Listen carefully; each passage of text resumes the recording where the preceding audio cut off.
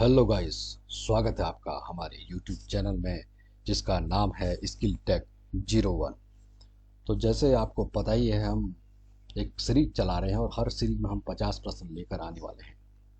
तो इसमें भी हम 50 प्रश्न लेके आएंगे और हमारे जो प्रश्न हैं 500 से हमने कहा 600 से 700 के बीच हम प्रश्नों की पूरी सीरीज लेके आने वाले हैं और हर दिन हम 50-50 क्वेश्चन आपके सामने रखेंगे।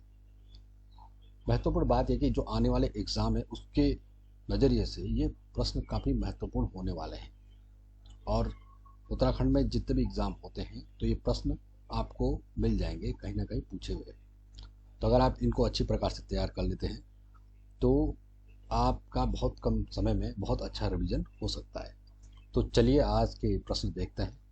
तो पहला प्रश्न है, विशेष श्रेणी का दर्जा प्राप्त करने वाले राज्यों में उत्तराखंड का भारत में कौन सा स्थान है? तो ये है आपका 11वां। चलिए दूसरा देखते हैं, भारत के स्वतंत्र होते समय टिहरी का राजा कौन था? सबको पता होना चाहिए, मानवेंद्र साहब। कुछ तो बहुत ही बेसिक क्वेश्चन है जो आपको आते ही आते होंगे और कुछ ऐसे होंगे जो आपको कंफ्यूज करते होंगे।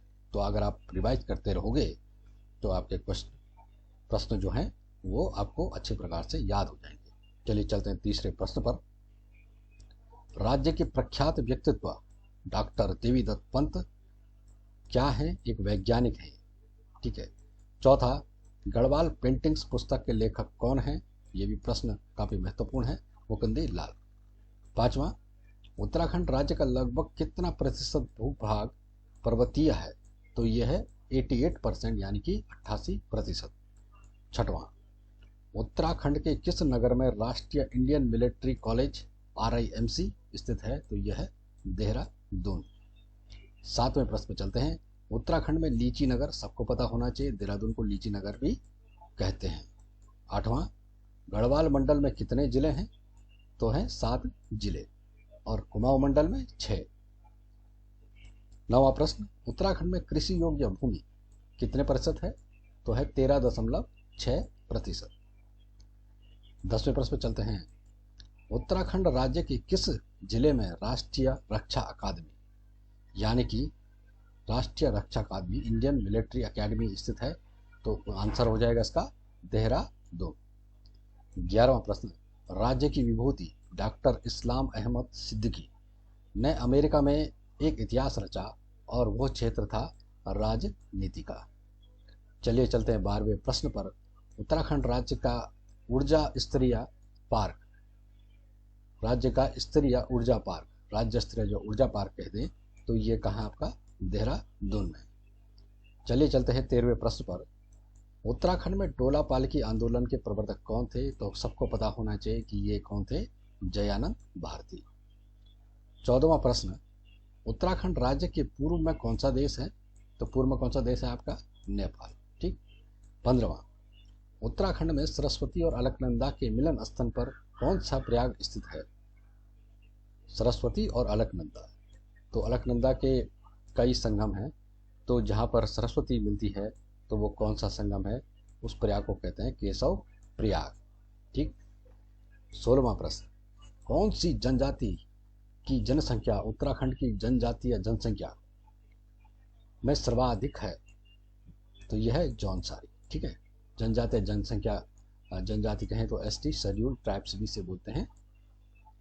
17वां प्रश्न, उत्तराखंड राज्य के पूर्व में कौन से देश राज्य की सीमा लगती है?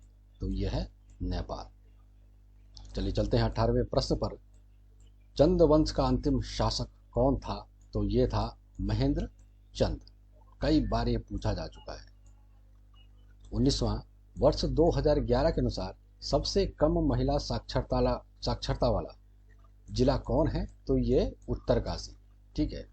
तो जनसंख्या जनगणना से भी प्रश्न पूछे जाते हैं तो उसी में आता है, साक्षरता हो गया आपका, पॉपुलेशन डेंसिटी हो गई आपका, ठीक है। चलते हैं 20वें प्रश्न पर। टिहरी का विलय भारत में कब हुआ? ये भी कई बार पूछा गया है, तो अगर उत्तर हो जाएगा 1 अगस्त 1949। 21वें प्रश्न पर चलते हैं, भारत के पर माफ कीजिएगा, प्रदेश के उत्तरकाशी, देहरादून और टिहरी गढ़वाल जिलों में कौन सी जनजाति निवास करती है? तो यह है जौनसारी। याद रखिएगा, उत्तरकाशी, देहरादून और टिहरी गढ़वाल, इन 3 जिलों में जो है जौनसारी जनसंख्या भी निवास करती है। 22वां प्रश्न, उत्तराखंड से प्रथम साहित्य अकादमी पुरस्कार प्राप्तकर्ता कौन थे? तो ये थे रस्किन बॉन्ड, 1992, प्रथम साहित्य अकादमी पुरस्कार। 23वां प्रश्न, उत्तराखंड में टॉन्स किस नदी की सहायक नदी है?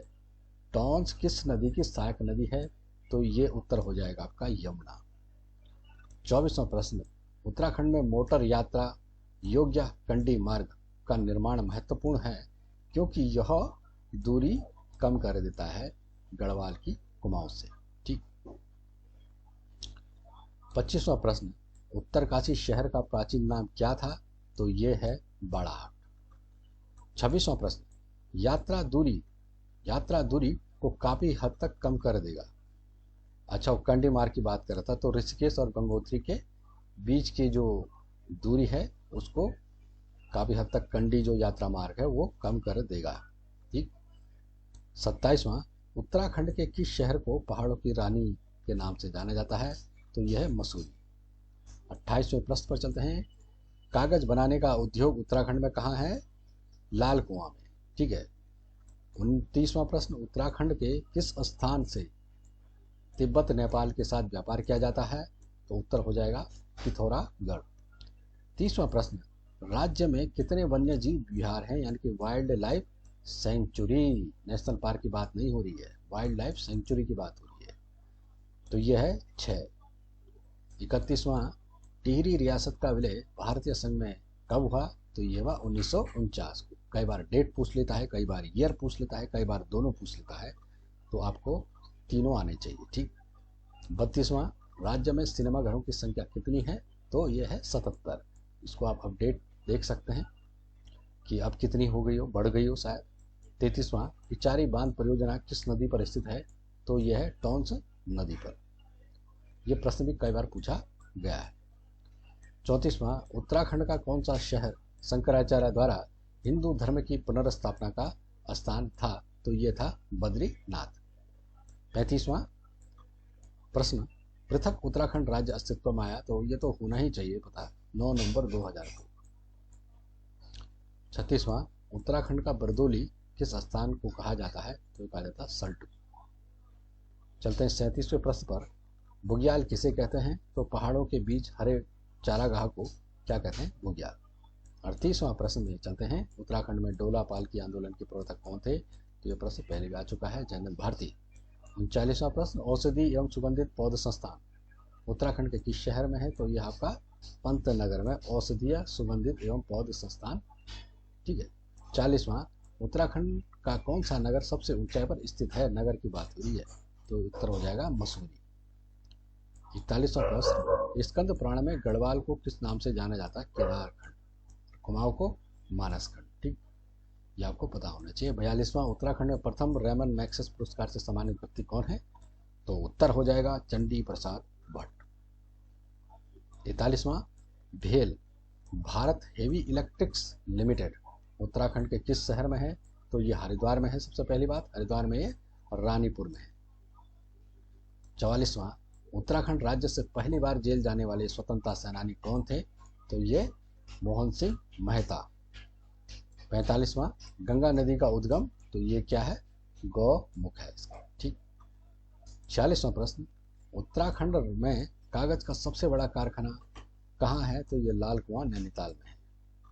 47वां प्रश्न, उत्तराखंड उच्च न्यायालय के प्रथम मुख्य न्यायाधीश यानी कि चीफ जस्टिस कौन थे उत्तराखंड हाईकोर्ट के पहले? तो ये थे न्यायमूर्ति ए देसाई। 48वां प्रश्न, उत्तराखंड राज्य की आय का मुख्य स्रोत है? कई बार पूछा गया है, तो यह है वन संसाधन एवं पर्यटन।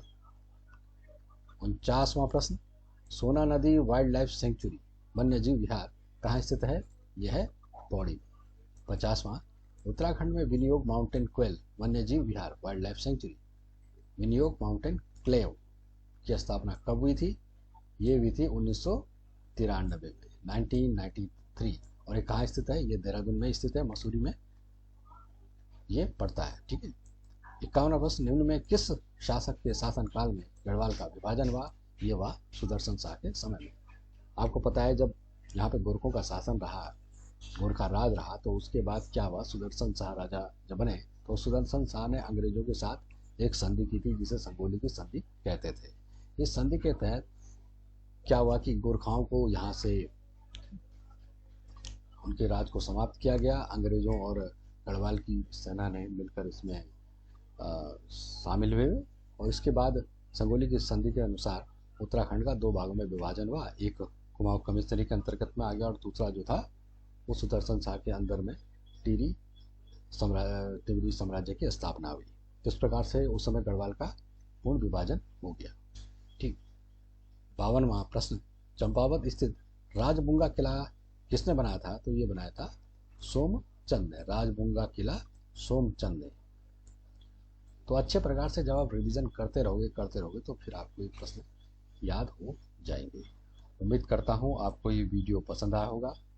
हम हर दिन 50 क्वेश्चन की वीडियो की सीरीज लेकर आएंगे और टोटल जो हमको क्वेश्चन कवर करने हैं इन सीरीज़ों के माध्यम से वो 600 से 700 क्वेश्चन कवर करेंगे और उत्तराखंड सामान्य अध्ययन के ही प्रश्न होने वाले हैं।